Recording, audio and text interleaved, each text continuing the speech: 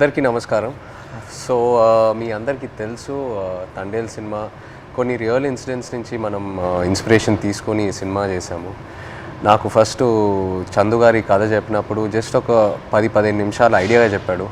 ఆ తర్వాత నేను శ్రీకాకుళంకి వెళ్ళి మత్స్యలేశంకి వెళ్ళి 22 మంది ఎవరైతే ఉన్నారో మత్స్యకారాలు వాళ్ళ నుంచి ఈ ఇన్సిడెంట్స్ బేస్ చేసుకొని సినిమా తీసామో వాళ్ళని వెళ్ళి కలవటం జరిగింది. సో కొంతమంది వాళ్ళు మనతో ఉన్నారు ఇక్కడ, మొన్న ఈవెంట్కి వచ్చారు హైదరాబాద్కి, and I'm happy to have them here. So వాళ్ళతో మాట్లాడి ఇంకా కొన్ని విషయాలు తెలుసుకుందాం. Hello, hi.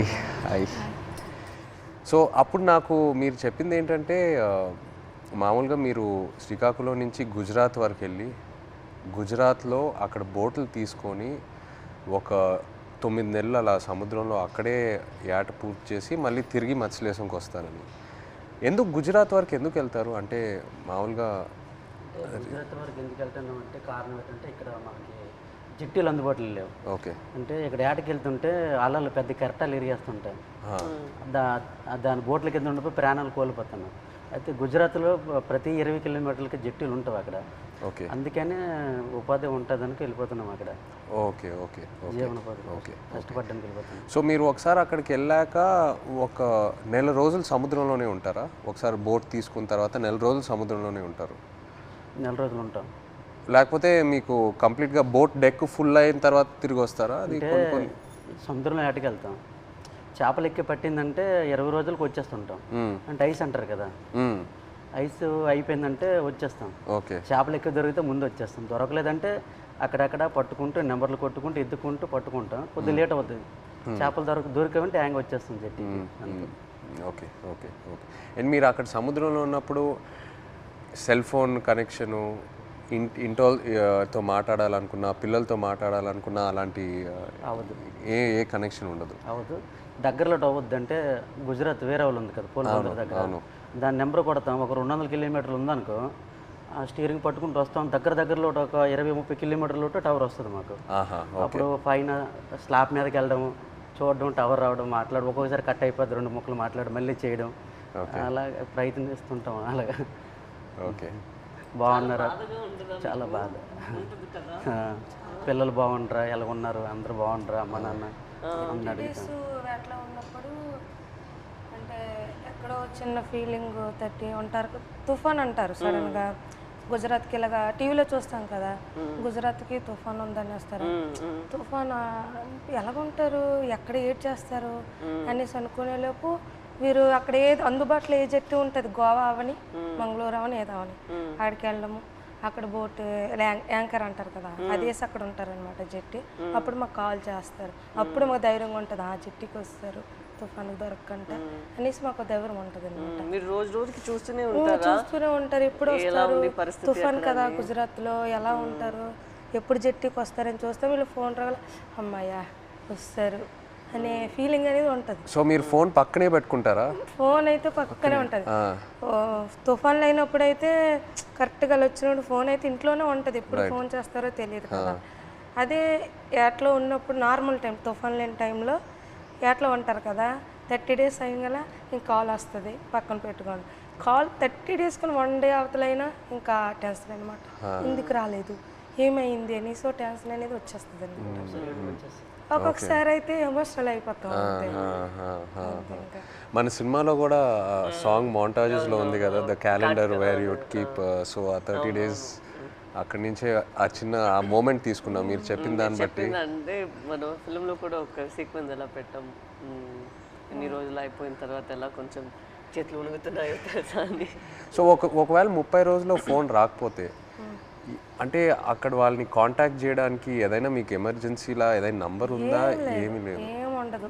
సేట్తో మాట్లాడాలని, సేట్లు ఉంటారు కదా వీళ్ళకి బోటుకి సంబంధించి, వాళ్ళతో మాట్లాడితే వాళ్ళ భాష మనకు తెలియదు, వాళ్ళ భాష తెలియదు కాబట్టి వాళ్ళకి మనం ఫోన్ చేయలేము. ఆ భాష వచ్చినంటే మన దగ్గర ఉంటారు. ఆ భాష వచ్చిన వాళ్ళందరూ గుజరాత్లో ఉంటారు కదా, జెంట్స్ మొత్తం గుజరాత్లో ఉంటారు. ఓన్లీ లేడీస్ ఇక్కడ ఏదో కూలి పని చేసుకొని చేపలు పట్టుకొని వెళ్ళి అమ్ముకోవడం, కానీ ఇక్కడ మా లేడీస్ ఉంటాం అంతే. మాకు ఇది తప్పించి వేరే వృత్తి అయితే రాదు, చేపల వృత్తి. ఎప్పుడైనా ఇంత ఒక దేశానికి తెలిసిపోయింది ఇలాగా 22 మంది మత్స్యకారులు దొరికిపోయారని. కానీ మళ్ళీ మేము అదే గుజరాత్కి వెళ్తాను వేట చేయడానికి, తప్పదా, మాకు అదే ఉపాధి అంతే. మీకు ఎలా తెలిసింది ఆ రోజు ఎలా వాళ్ళు అక్కడ దొరికిపోయారు అనేది? నేను 7 మంత్ ప్రెగ్నెంట్ పాప అప్పుడు కడుపులో ఉంది. కూర్చున్న అలా ఫోన్ వస్తుంది, 29 days అయింది అప్పటికి. ఫోన్ వస్తుందని ఇలాగ కూర్చున్న మా పెద్ద పాప పక్కన పెట్టుకొని, మా అమ్మకి కానీ చెప్తానని మీ అల్లుడు వస్తారు ఇలాగ యాడ్ నుంచి ఫోన్ చేస్తారమ్మా చెప్పిన తర్వాత సరేలేని కూర్చున్నాను. ఫోన్ రాలే. ఉదయం మార్నింగ్ 10 అయింది, వేరే వాళ్ళు ఫోన్ చేశారనమాట నా మొబైల్కి, ఇలాగా మీ ఆయన పాకిస్తాన్కి దూరికిపోయారట అనేసి. వేరే వాళ్ళంటే ఎవరు ఫోన్ చేశారు? అది గుజరాత్ నుంచి, మా ఊరు నుంచి వలస వెళ్ళారు కదా, అక్కడి నుంచో ఒక బోటు జట్టికి వచ్చింది. వీళ్ళు దొరికిపోవడం చూసిన బోట్ అది, కలర్ చూసారు ఆ బోటులో ఉన్నోళ్ళు, మీ ఆయనకి పాకిస్తాన్లో పట్టుకుని వెళ్ళిపోయారు అని చూసిన వాళ్ళు నాకు వచ్చి ఫోన్ చేసి చెప్పారు. ఓకే. చెప్పిన తర్వాత అవును అన్నట్టు అసలు ఏడుపు కూడా రాలేదు, అలా కన్నీళ్ళు ఇంకిపోయేవి. ఎలాగా పాకిస్తాన్ అంటే మామూలుగా చిన్నప్పటి నుంచి పాకిస్తాన్ అంటే ఏదో భయం మాకు అనమాట. చిన్నప్పటి నుంచి పాకిస్తాన్కి మనకి యుద్ధాలు ఏదో వినేవారు, అలాంటప్పుడు పాకిస్తాన్ అంటే భయం మనకి. అలాంటిది పాకిస్తాన్కి దొరికిపోవడం ఏంటి, ఏం చేస్తారు ఏమో, చంపేస్తారేమో, ఉగ్రవాదులకి గట్రా పేల్చుకోవడం చంపేయడం విన్నాం కదా, ఏమో చంపేస్తారేమో నీటిలో ఉండే అదో టెన్షను. అలాగా కూర్చొని అందరం ఫ్యామిలీ మొత్తం, ఏ ఊర్లో వాళ్ళకి సంబంధించిన వాళ్ళు, మా ఊర్లో అయితే 7 ఉన్నారు మా పంచాయతీలో సంబంధించిన 7 మా దగ్గర కూర్చొని ఏమైంది అనేసి అంటే, ఒక అబ్బాయి భాష వచ్చింది, గుజరాతీ భాష ఆడిన అబ్బాయికి మేము వీళ్ళు సేట్ ఉంటారు రామారావు వాళ్ళ సేట్, వాళ్ళ సేటుకి ఫోన్ చేయించాం. అడగండి ఒకసారి ఏమైంది ఆ సీట్కి అంటే, వాళ్ళు ఫోన్ చేసి అడిగారనమాట ఏమైంది, ఆ పాకిస్తాన్ వాళ్ళు పట్టుకెళ్ళిపోయారంట, ఏమైంది సేట్ అని అడిగితే అతనేమో మా పట్టుకుని వెళ్ళిపోయారు, నీటిలో ఉంచారని చెప్పారు. ఇంకా మాకైతే ఎలాగ వస్తారు అనేసి, ఎలాగ ఆలోచించాలి, ఎక్కడికి వెళ్ళాలి, ఎలాగ తీసుకురావాలి అనేసి ఒక ఎమోషనల్ అయితే మామూలు కాదు. 22 members అంటే చిన్న పిల్లలు, అప్పుడే మ్యారేజ్ అయిన అబ్బాయి అక్కడే ఉన్నాడు, నేను కడుపుతో ఉన్నాను, 2 పిల్లలు, ఒక భర్త దొరికిపోయిన ఆవిడ కూడా ఇంకా ఆ బాధ వేరే, 2 బిడ్డలు ఒక భర్త అంటే ఇంకా ఆ ఎమోషన్ అయితే ఇంకా వేరే. అందరం ఇంకా అంతే, ఏం చేయాలని ఆలోచనతో ఓ 1 month వరకు అలా ఉన్నాం. ఇలాగా న్యూస్ వచ్చి ఇలాగా ప్రసారం చేయడము, మీడియా కొంచెం హెల్ప్ చేసింది. ఓకే. ఓకే. మీరు ఆ పాకిస్తాన్లో ఇంతకుముందు వేరే ఎవరైనా ఇలా పాకిస్తాన్ సైడ్కి వెళ్ళి వాళ్ళు పట్టుకోవటం జరిగిందా, లేకపోతే ఫస్ట్ టైమేనా ఇలా జరగటం? ఓకే. ఓకే. ఇప్పుడు కూడా ఉన్నారు అక్కడ? ఇప్పుడు ఉన్నారో తెలియదు కానీ మీరు అప్పుడు ఉన్నప్పుడు అక్కడ మీరు వెళ్ళి ముందే అరెస్ట్ అయ్యి ముందే ఉన్నారు అక్కడ. తీసుకెళ్ళేటప్పటికి మేము ఏడుస్తున్నాం అక్కడ, ఏడుస్తుంటే వాళ్ళు మాకు బుద్ధిరిస్తుంటారు, పళ్ళకోయండి అదేటి ఇదేటని. వాళ్ళు అన్నారు మాకే 2 సంవత్సరాలు అయింది మేము వెళ్ళట్లేదు అని మరి కొద్దిగా ఏడ్చేస్తున్నాము మేము. వాళ్ళు 1.5 సంవత్సరాలు ఒక్కొక్కరు ఒక్కొక్క కారణం, అంటే ఆధార్ కార్డులు పేర్లు రాంగు, ఒక్కొక్క పేరు అంటే ఒక బోట్లో 9 మంది ఉంటారు, వాళ్ళకి ఏదో అర్జెంట్ పని నుండి వెళ్ళిపోతారు వాళ్ళు, అంటే టిక్ పాస్లో పేరు ఉండాలి. ఎవరు కలాసి వచ్చారనుకో ఆ టిక్ పాస్ ఆఫీస్కి వెళ్ళి పేరు రప్పించుకోవాలి, పలానా రామారావు పలానా రాంబాబు అని. అది ఎవరు వెళ్ళిపోతే వాళ్ళ పేరు ఏం చెప్పేశాడు అక్కడ. మన ఇండియా నుండి హై కమిషనర్ వచ్చేటప్పుడు కొన్ని పేర్లు రాంగ్ చెప్పేస్తారు అలా, దానివల్ల ఆయన ఉండిపోయాడంట అక్కడ. ఆయన చెప్పడం మరికొద్దిగా ఏడుపు వచ్చింది మాకు, చాలా బాధ అనిపించింది. ఆ నైట్ భోజనం కూడా మానేసాం, మళ్ళీ అలాగ రోజులు గడిచిన కొద్ది అలాగ ఇదైంది. అక్కడ జైల్లో అంటే మీరు ఏం చేసేవాళ్ళు రోజు? ఏదైనా ఫ్రీడమ్ ఇచ్చేవాళ్ళా లేకపోతే సెల్లోనే ఉండేవారా, ఏం చేసేవాళ్ళు? అంటే తెల్లారితే వచ్చేవారు కానిస్టేబుల్ పోలీస్ పాకిస్తాన్, లేపి మొక్కలకి నీళ్ళ గంట పోసేవాళ్ళం. ఓకే. తర్వాత గడ్డి గంట తెంపేవాళ్ళం, గడ్డి. తర్వాత గార్డెనింగ్ అని వాళ్ళు పాకిస్తాన్ ఖైదీలతో నీళ్ళు జల్లిస్తారు, వాళ్ళు జల్లిసి కర్రకి గోనకి చుట్టేసి అలాగా అలికినట్టుగా చలాపేసినట్టు చేపిస్తారు. మాకు నీళ్ళు మోయమంటారు మాకు. ఓకే. ఆ నీళ్ళు మోస్తాం 1-2 గంటల పని ఉంటుంది, మళ్ళీ లోపల తీసుకెళ్ళి తాళాలు వేసేస్తారు. ఇప్పుడు మీరు ఒకవేళ ఇంట్లో వాళ్ళతో మాట్లాడాలంటే ఉత్తరాల వైపే మీకు కమ్యూనికేషనా, లేకపోతే సెల్ ఫోన్తో? ఫోన్ ఏం లేదు, ఓన్లీ ఉత్తరాల వైపే. అండ్ అది పంపించడానికి ఎంతసేపు పట్టేది? మీరు ఒకసారి రాసిన తర్వాత, ఉత్తరం రాసిన తర్వాత వెళ్ళి మత్స్యలేశం చేరడానికి ఎంత టైం పట్టేది? అంటే మేము దొరికిన తర్వాత వాళ్ళు ఇండియా వాళ్ళు ఉన్నారు దాంట్లో, ఉత్తరాలు కూడా మేము అదే నెల 2 నెలలకి ఒక్కొక్కసారి లేట్ అయితే 3 నెలలు కూడా వస్తుందని చెప్పారు. మేము కూడా లెటర్లో రాసాం ఇలా అనుకోండి అంటే అట్లా ఏట పూర్తి అయిపోయింది, అదే రోజు తెల్లారిసరికి వచ్చేలాంటి టైంకి అనుకోకుండా దొరికిపోయాం, ఇలా జరిగింది. ఒక పక్క బాధగున్నా లోపల దిగమింగుకొని మీరు శుభ్రంగా ఉండండి అని వాళ్ళకి చెప్పాం. అప్పుడు ఇప్పుడు ప్రెగ్నెంట్ అప్పుడు అవును అదే ఏట రావాలనుకుంటాను ఊరి నేను ఇంకా వచ్చి రావాలనుకుంటా ఇంకా దొరికిపోయింది. లెటర్లో మాకు జాగ్రత్త చెప్తూ వాళ్ళ పడే ఆవేదన కూడా మాకు కనిపించింది లెటర్. జాగ్రత్తగా ఉండండి, ఇక్కడ మాకేం పర్వాలేదు కానీ వెళ్ళి పోరాటం చేయండి. అంటే అక్కడ ఏంటంటే జాగ్రత్తగా ఉండండి, వెళ్ళి పోరాటం చేయమంటే మాకు ధైర్యం చెప్తూ వాళ్ళకి బయటికి తీసుకురావడానికి పోరాటం చేయండి నేను ఒక ఆవేదన అనేది కనిపించేది మాకైతే. ప్రెగ్నెన్సీ కదా అయినా సరే ధైర్యం చేసి వెళ్ళేదాన్ని, ఎక్కడ పొలిటీషియన్ మీటింగ్లు ఉన్నా సరే వెళ్ళేది. ఏమో సింపతి ఉంటుందేమో, అరే ప్రెగ్నెన్సీ కదా లేడీ కదా పాపం వాళ్ళ హస్బెండ్ దొరికిపోయారు అనేసి ఒక సింపతి ఉంటుందని ధైర్యం చేసి వెళ్ళిపోయేదాన్ని. ఓహో మీరు వెళ్ళిపోయారు. నేను వెళ్ళిపోయేదాన్ని, తను ఆల్ ద పొలిటికల్ మీటింగ్స్ అన్ని దగ్గరికి వెళ్ళిపోయేదాన్ని. అందరూ మీ హస్బెండా కడుపుతూ ఉన్నావా అయ్యో పాపం అనేవారు. ఏమో సింపతి ఉంటుంది కదా సార్, అంటే వీళ్ళకి అక్కడికి తీసుకెళ్దాం ఢిల్లీ వరకైనా తీసుకెళ్దాం అంటే సింపతి ఉంటుందేమో అనేసి నేను గర్భవతితో ఉన్నప్పుడు కూడా వెళ్ళేదాన్ని. 9 months వరకు నేను డెలివరీ ముందు వరకు కూడా నేను పోరాటం చేశాను వాళ్ళు రావాలని. సో మీరు అక్కడ ఆంధ్రాలో తిరిగారు ఇలా పొలిటికల్ మీటింగ్స్ ఏదైనా ఉంటే, ఆ తర్వాత గుజరాత్ వరకు కూడా వెళ్ళారు కదా? ఢిల్లీ వరకు వెళ్ళారు. గుజరాత్కి వెళ్ళా స్టేట్ దగ్గర ఢిల్లీ వరకు వెళ్ళారు. స్టేట్లకి ఫోన్ల వరకే, గుజరాత్ వెళ్ళలేదు. డెలివరీ అయిపోయిన తర్వాత 20 days పాపకి 20 days పాపకి ఇంటి దగ్గర వదిలేసి దాన్ని ఢిల్లీ వెళ్ళాం. ఢిల్లీ వెళ్ళిన తర్వాత అంటే అందరూ అనేవారు, ఇతను కూడా లెటర్లో రాశారు ఢిల్లీ వెళ్ళండి, ఢిల్లీ వెళ్తే మనకి వచ్చే అవకాశాలు ఉన్నాయని ఇతను లెటర్లో రాసేవారు అనమాట రామారావు గారు.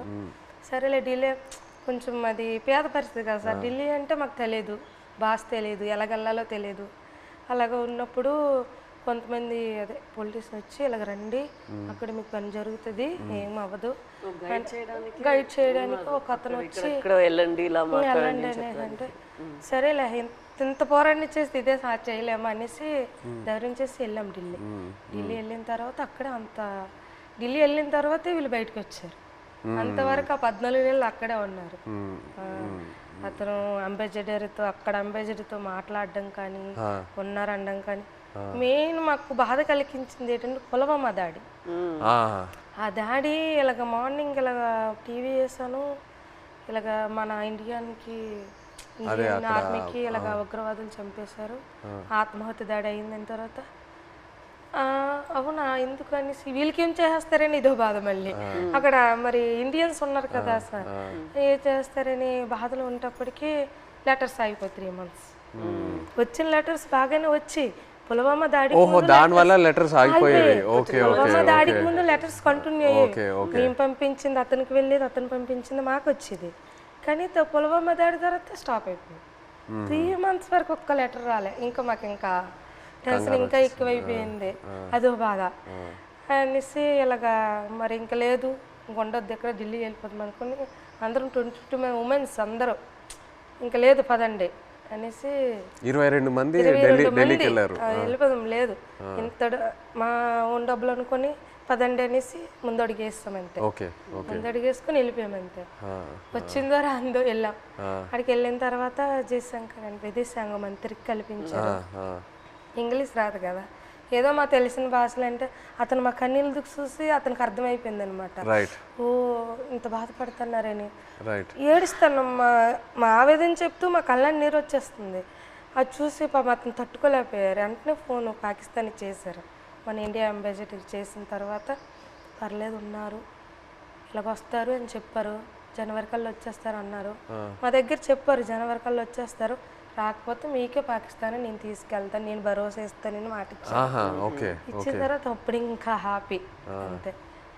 అతను అన్నట్టు జనవరి కల్లా మాకు ఫస్ట్ కల్లా అక్కడి నుంచి లిస్ట్ వస్తుంది అనమాట. గనగల రామారావుకి వాళ్ళ భాష వేరే కదా సార్, గనగల రామారావు గుణగల్ల రామారావు, కేసమర్రికి కసమర్రయ్య అన్నట్టు పేరు ఓహో మీ పేరు కరెక్ట్గా వేయలేదా? లేదు సార్, ఆ లిస్ట్ కూడా రాంగ్ వచ్చింది అనమాట. గనగల రామారావుకి గంగల్ రామారావు. సో మీరు కన్ఫ్యూజ్ అయిపోయారా ఎవరు అక్కడ ఎవరు ఉన్నారు ఏంటి?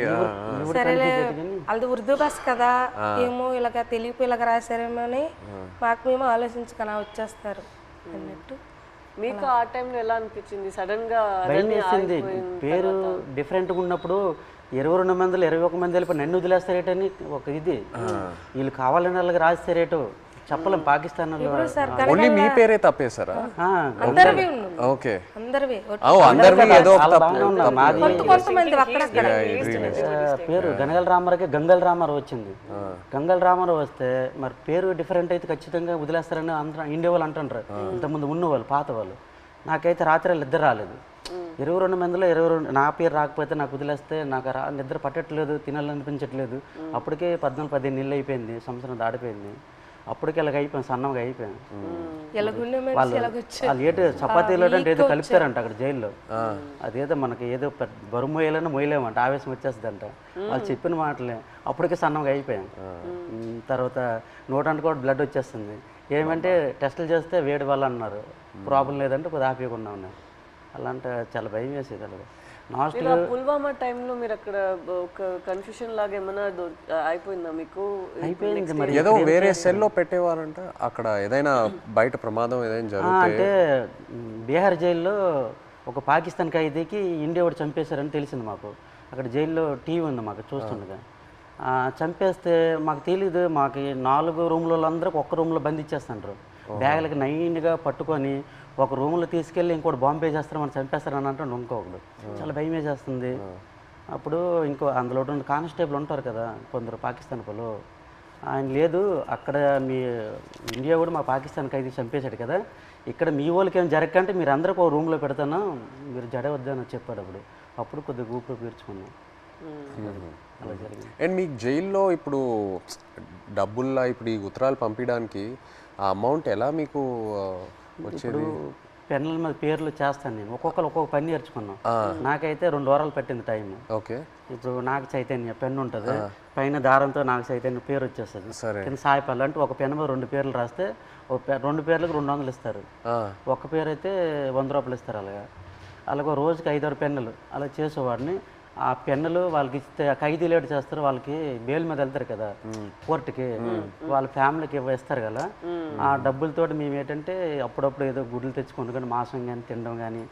22 మందికి మరి మెయిన్ లీడర్ని కదా, వాళ్ళ గెడ్డలకు కానీ వాళ్ళ రింకిలకు కానీ బిస్కెట్లకు కానీ ముసలి వాళ్ళకి తెలియదు కదా, వాళ్ళకి డబ్బులు ఇచ్చేవాడిని గెడ్డలకి. సో ఒక్కో ఉత్తరం పంపించడానికి ఎంత అయ్యేది మీకు? అంటే ఒక 200-300-500 అంటే మా డబ్బులు ఉండవని తెలిసి ఏవో ఖర్చులు మట్టుకు పనులు చేస్తుంటాం. వాళ్ళకి ఇచ్చి అలాగే. నేను ఎన్ని పేజీలు రాయొచ్చు ఒకసారి? ఎన్ని పేజీలు పంపించచ్చు ఉత్తరం? అంటే వైట్ పేపర్ మీద రాసి లోపల కవర్లో పెడతాం మేము.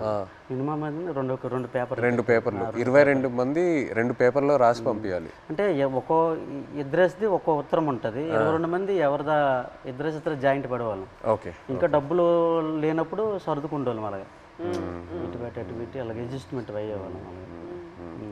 మీరు ఒక్కొక్కరికి ఈ ట్రిప్ అయితే నువ్వు లెటర్ పంపిస్తే నెక్స్ట్ ట్రిప్ నేను పంపుతాను. ఓకే, మళ్ళీ మాకు కాంప్రమైజ్ అయ్యి అడ్జస్ట్ చేసుకునేవాళ్ళం. ఓకే. అండ్ మీ పాప ఫోటో ఫస్ట్ టైం ఎలా చూసారు అక్కడ? అంటే పేపర్లో కటింగ్ చేసి ఉత్తరాలు పెట్టేసి పంపించారు ఆవిడ. అంటే అక్కడ ఏమేం జరుగుతుందనా ఊర్లో? ఓకే, పెట్టారు. పెట్టేసి పంపించేదాన్ని. అది చూసి అందులో చూసారు పాప. మీరు కావాలని అలా ఫోటో పెట్టారా? అంటే ఫోటో కావాలనే కాదు, చూడు ఇలాగ ధర్నా చేస్తున్నాం, మీరు భయపడకండి, ధైర్యంగా ఉండండి, మీకు తీసుకొచ్చే బాధ్యత మాదనేసి ఒక ధైర్యం చెబుతూ ఒక లెటర్ రాసేవారు. ఇక్కడ మేము భయపడే వాళ్ళకి భయపెట్టిస్తే వాళ్ళు ఇంకా భయపెట్టేస్తారు కదా అనేసి ఒక పోరాటం చేస్తాను, మీరు జడకండి ధర్నాలు చేస్తాను అనుకుని పాప ఫోటో కట్ చేసి పెట్టేసి పంపించారు. జైల్లో అయితే చాలా బాధ. అంటే ఆ పాకిస్తాన్ ఖైదీలకి పడుకుని పెట్టి చెట్ట పైకి ఎత్తేసి పట్టుకొని పెద్ద బెల్ట్ ఉంటుంది, ఇలాగ బాధేసేవారు. అమ్మో సత్యం బావో సత్యం అంటే మేమేంటి మనకి అలాగ కొట్టేస్తారని మేము జడిసిపోయాం. ఈ చెట్ట పైకి ఎత్తేసేవారు, చేయలేదు సాపేసేవారు. కింద పడుకుని పెద్ద బెల్ట్ ఉంటుంది, కర్ర పట్టుకొని ఇలా తిడ్డ ఉంటుంది. అలా ఉంటుంది. ఆ బెల్ట్లో అలా కొడుతూ అమ్మో సత్యం 10 దెబ్బలు అంటే అలాంటివి. మనకి ఇండియా వాళ్ళు కూడా అలాగే కొడతాను జడిసిపోయాం. ఫస్ట్లో మేము వెళ్ళేటప్పటికి మొక్కలకి నీళ్ళు పోస్తుంటాం కదా, ఆ పక్కన వాళ్ళకి అది ఏం చేసాడో మనకు తెలీదు. అలా కొడుతుంటే అలాగే మనకి కూడా కొట్టేస్తారని భయం వేస్తుంది ఫస్ట్లో. వాళ్ళు అన్నారు మీకు ఇలాగ కొట్టరు, మీరు ఇంకా ఒకసారి 2 సార్లు తప్పులు చేస్తే మీకు కొడతారు. తప్పులు అంటే జైల్లో కానీ మా 22 మందిలో కానీ, ఇంకా గుజరాత్లో ఉన్నారు ఇండియా వాళ్ళు కదా, ఏ బాత్రూమ్ దగ్గర కానీ బట్టలు ఉతుక్కున్నప్పుడు కానీ మనలో మనం కొట్టుకుంటే ఒకసారి కుదిరేసి రెండోసారికి గడికి ఒక మనిషి 3 తప్పులు చేస్తే మీకు కూడా అలాగే పడుతుంది అంటే అప్పటి నుంచి గొడవలు కూడా అదే బాత్రూమ్ దగ్గర అలాగే అడ్జస్ట్మెంట్ అయిపోవాలి మేము. అలాగే అలా కొట్టేస్తారు రిటర్న్.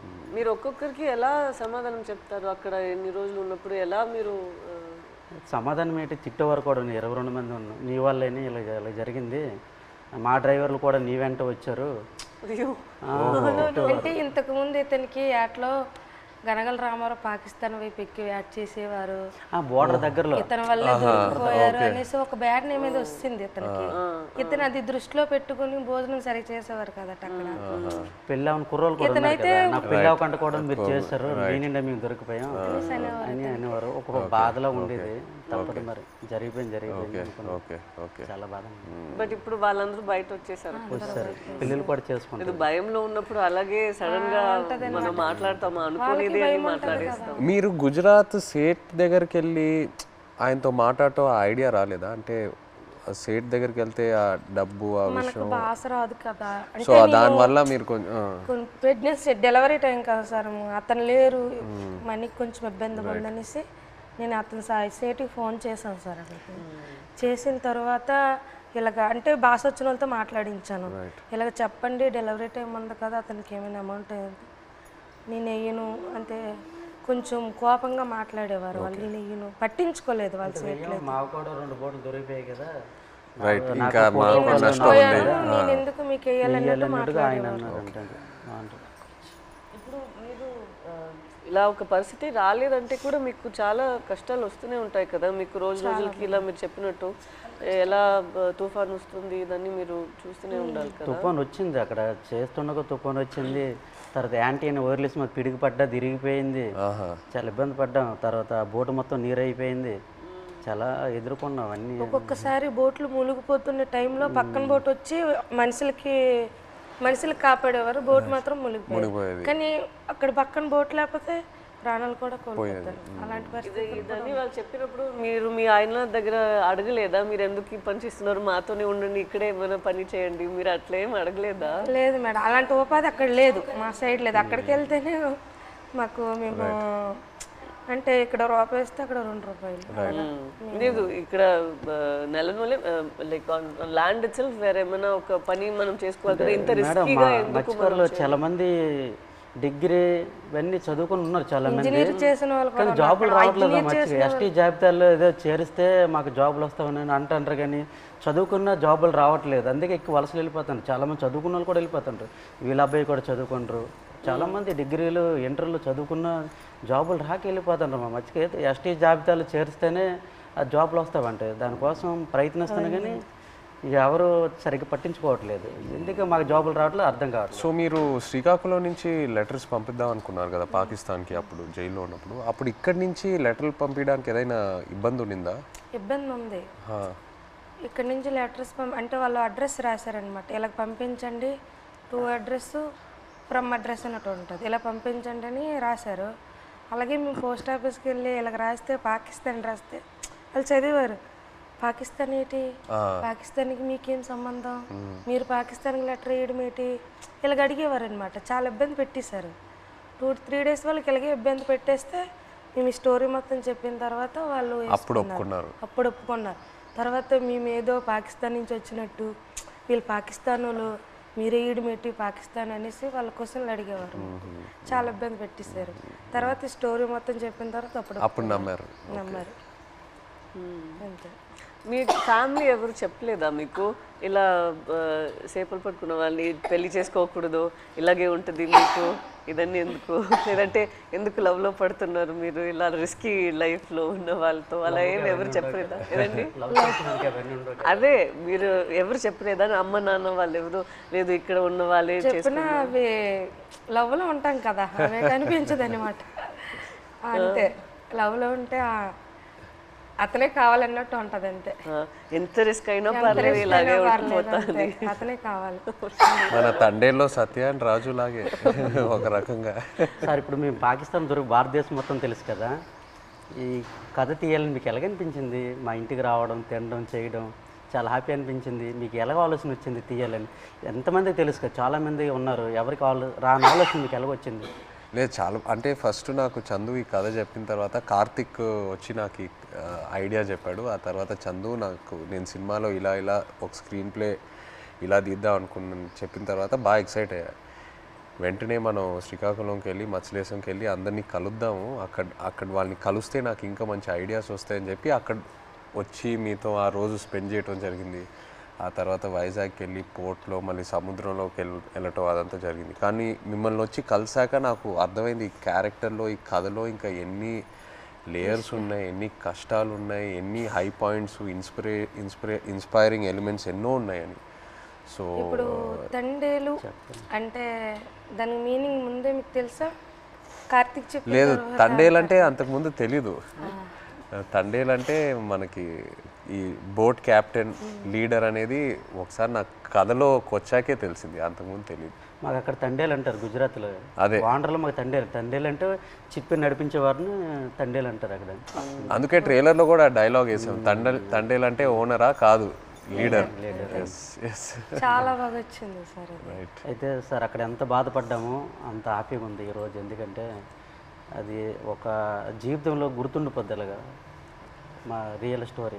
ఇప్పుడు మేడం మీకు అంటే మేమైతే రియల్గా అన్నీ మా బాధలన్నీ తెలుసు మాకు, మేము పడే ఆవేదన. కానీ మీకు ఎప్పుడైనా షూటింగ్లో ఒక సీన్ చెప్పినప్పుడు, అదే ఎమోషనల్ సీన్ చెప్పినప్పుడు కానీ ఆ సీన్కి ఎప్పుడైనా మీరు ఎమోషనల్ అయ్యారా?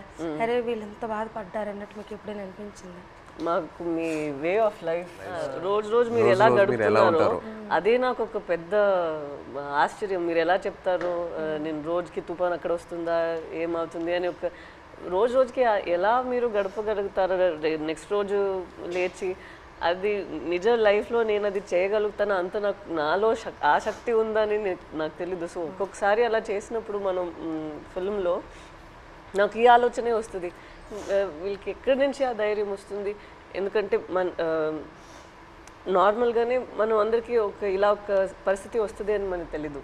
అక్కడ అలా ఉన్నప్పుడు మనం ఎక్కడ వెళ్ళాలి, ఎక్కడి నుంచి షురూ చేయాలి, అక్కడి దాకా వెళ్ళాలి, వాళ్ళని ఎలా బయట తీసుకురావాలి అనేది ఒక పెద్ద మనమే మన లోపల చెప్పాలి, లేదు ఇది అయిపోతుంది మన అలా ఈ థాట్ని వదలకూడదు మధ్యలో. సో అది మీరు అందరూ ఎలా చేశారో అని ఆ థాటే నాకు ఉంది. నాకేం కష్టం అనిపించట్లేదు, బట్ మీరందరూ ఎంత కష్టం తీసుకున్నారో అదే నాకు ఆశ్చర్యం ఇచ్చింది అంతే. ఏ సీన్కి ఎమోషనల్ అయ్యారా మీరు? సీన్ చెప్తారు కదా ఎలాగ ఉంటుంది మూమెంట్స్, అండ్ ఏ డైలాగ్ ఎమోషనల్ అయ్యారా చెప్పేటప్పుడు అనేసి?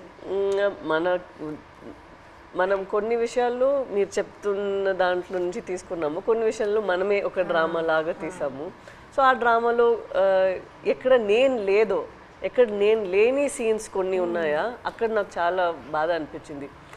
నా సీన్స్ ఏముందో అది వేరొక డ్రామాలో వెళ్తుంది, బట్ నిజంగానే ఒక రోజుకి ఎలా వాళ్ళు ఏం జీవిస్తున్నారో కొన్ని క్యారెక్టర్స్ ఉన్నారు, వాళ్ళకి జరిగిన పని వాళ్ళు చెప్తున్న మాటలన్నీ విన్నప్పుడు నాకు అప్పుడు బాధ అనిపించింది. నాది కన్నా వాళ్ళది నేను విని చాలా బాధపడ్డాను. మీరు ఢిల్లీ వెళ్ళటం ఆ ఎపిసోడ్స్ మీరు నాకు శ్రీకాకుళంలో చెప్పినప్పుడు బాగా ఎమోషనల్గా అనిపించినాయి. మీరు ఢిల్లీకి వెళ్ళి ఎలా పోరాడారో అక్కడ. అండ్ అది కాకుండా ఇంకోటి నాకు చెప్పారు, సముద్రంలో ఉన్నప్పుడు ఒక పెద్ద షిప్ వచ్చి మీది ఒక చిన్న బోట్ అలా కొట్టుకొని అలా వెళ్ళిపోయింది కదా, అది చెప్పినప్పుడు నాకు నిజంగా చాలా ఆశ్చర్యంగా అనిపించింది. కొట్టుకొని పోయి అసలు ఆగలేదు కదా, కొట్టుకొని అలా వెళ్ళిపోయారు కదా. పెద్దది కదా. అందరూ like one community, so United. And I think మీలో ఉన్న శక్తి మీరందరూ కలిసి ఒకేలాగా ఉన్నారు కదా, లైక్ వన్ ఫ్యామిలీ, ఒక ఫ్యామిలీ అర్థమైంది. బట్ మీరు అందరి ఒకే ఫ్యామిలీ కదా, సో ఒక్కరికి ఇది జరిగిందంటే అందరికి అది జరిగినట్టే. ఏ ఫ్యామిలీకి అలా జరగకూడదు. మా ఫ్యామిలీలో ఒకేసారి దొరకపోవడం అంటే చాలా బాధాకర విషయం. నేను డ్రైవర్ మెయిన్ తండ్రి కనుక అలా ఆయనకి బోట్ ఆఫ్ చెప్పినట్టు మా బావగారు, తర్వాత మా ఎర్రీకి బామ్మరిదే అంటే అన్నయ్య, నేను బోట్ ఆఫ్ చెప్పాను. ఈ బోట్ ఆఫ్ చెప్పిన ఓనర్లంతా నా వెనక పంపించారు. ఈ రామారావు ఎక్కి చేపలు పడతాడు, ఈ నేతను వెనకెతలు వెళ్ళండి చేపలు ఎక్కి దొరికితే అనుకుని నాకు వెనకాల పంపించడం, దొరికిపోవడం చాలా బాధాకరమైన విషయం. ఇలా జరుగుతుంది అనుకోలేదు.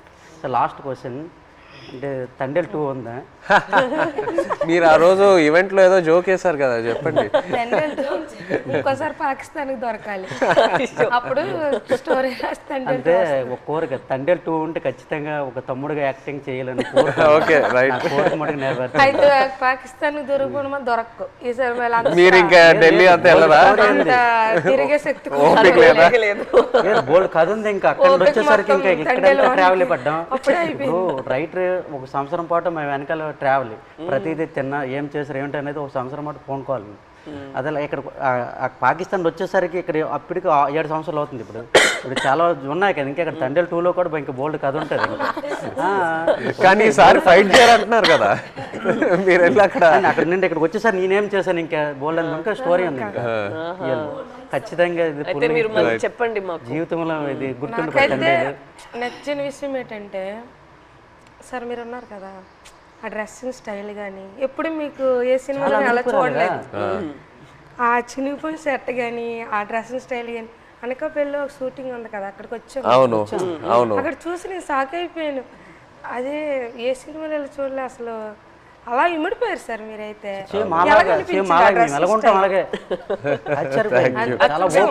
అదే నేను చెప్తున్నా కదా, మిమ్మల్ని వచ్చి అప్పుడు కలిసి మీతో టైం స్పెండ్ చేశాకే నాకు ఆ క్లారిటీ వచ్చింది. ఓకే, మనం ఇలా క్యారెక్టర్ని ఇలా డిజైన్ చేయాలని. సో లాగా సేమ్ బనీలతోటి ఆ ఎండలోటి ఇవన్నీ చాలా కష్టపడ్డారు. చాలా యాంకర్ పట్టుకొని ఉన్నారు కదా ఫస్ట్ పోస్టర్, టెంట్ పట్టుకొని. హైలైట్ అది అయితే అందరు కూడా మా ఊళ్ళు ముసలంతా సాయి సినిమా మేము చూడాలి. ఎవరికి ఫోన్ చేసినా అదే రింగ్ స్టోన్ బుజ్జి తల్లి. ఎవరికి ఫోన్ చేసినా రింగ్ స్టోన్ ప్రతి సెల్లకి. హైలెస్ సాంగ్ ఉంది కదా, అది ఎలా హైలెస్ అది మా స్లాంగ్. అవును, ఎలా సింక్ అయింది అది అక్కడ. అంటే మీ మలలకి తెప్ప లాగేటప్పుడు వస్తారు కదా, ఇప్పుడు అది రేరు. ఇంతకు ముందు జనరేషన్ లో ఎక్కువ వాళ్ళు వచ్చినప్పుడు దీనికి మీరు తెడ్డు అంటారు కదా, కత్తావ అంటాము. ఏమంటారు? కత్తావా. ఆ కత్తావ పట్టుకుని కత్తావా అంటాం మేమైతే. అండ్ పెద్దలు వచ్చినప్పుడు ఇలాగ బోట్ వెళ్తుంది కదా, ఆ కత్త ఆయనతోటే అలా లెవెల్ చేసుకుని వచ్చి ఐలెస్ అనుకుని వచ్చి వడ్డీకి వస్తారు. అంటే ఎలా సింక్ అయింది అది, అది మాకు ఆశ్చర్యం. ఈ విషయం మన చందు మొనెటి అండ్ దేవి గారికి వారికి క్రెడిట్ ఇవ్వాలి. రైట్, శ్రీమణి గారికి. బుజ్జి తల్లిలో ఒక పాయింట్ ఉంది, అది అయితే నాకు కదిలించింది. ఏది? ఉప్పు నీటికి ముప్పును కూడా గట్టిగా దాటి గట్టి అంటే ఎంత అలలకైనా మీరు దాటుతారు, కానీ ఒక కన్నీటి చుక్క దాటలేకపోతాడు అంతే. అక్కడైతే చాలా ఎమోషనల్ స్ట్రాంగ్. ఆ పాయింట్ అయితే నాకు పిచ్చిగా నచ్చింది, చాలా బాగుంది. Thank you so much. Actually మీరందరికీ థ్యాంక్ యూ చెప్పాలి. మీరు పూర్వ జన్మలో అదృష్టం చేసుకున్నాం. అట్లా ఏం లేదు, అట్లా ఏం మా జీవిత రియల్ జరిగింది. ఇంకో ఎన్నో విషయాలు చెప్పాలి, బట్ మనకి సినిమా పరంగా ఓన్లీ 2 గంటలే ఉంది.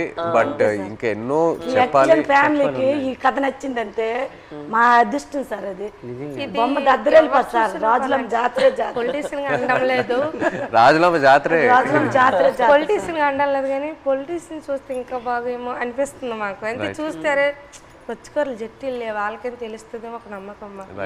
ఇంకా జట్టి స్పీడ్గా అవుతుందేమో. జట్టు ఉంటే మాకు ఎలాంటి ఇబ్బందులు ఉండవు కదా. మా కోసం మత్స్యకారుల కోసం ఏదేని ఒక మంచి పని చెయ్యండి సార్. అదేనే మీకు వీలైనంత తప్పకుండా అందరి కోసం, మా కోసం అని కాదు, మత్స్యకారుల కోసం. 8 మంది హీరోలు ఉంటుండగా మీరు మా జీవితాన్ని ఎంచుకున్నారు. తప్పకుండా అది పెద్ద మేము అనుకున్నాము రిలీజ్ ముందే మీకు ఒకసారి చూపిద్దామని. బట్ మీరు ఐ థింక్ థియేటర్ లో చూస్తే, శ్రీకాకుళంలో థియేటర్ లో మీరు అందరు వెళ్ళి చూసి ఖుషిగా అవుతుంది నేను అనుకుంటున్నాను. మీకు సినిమా నచ్చితే మాకు ఎంతో సంతోషం.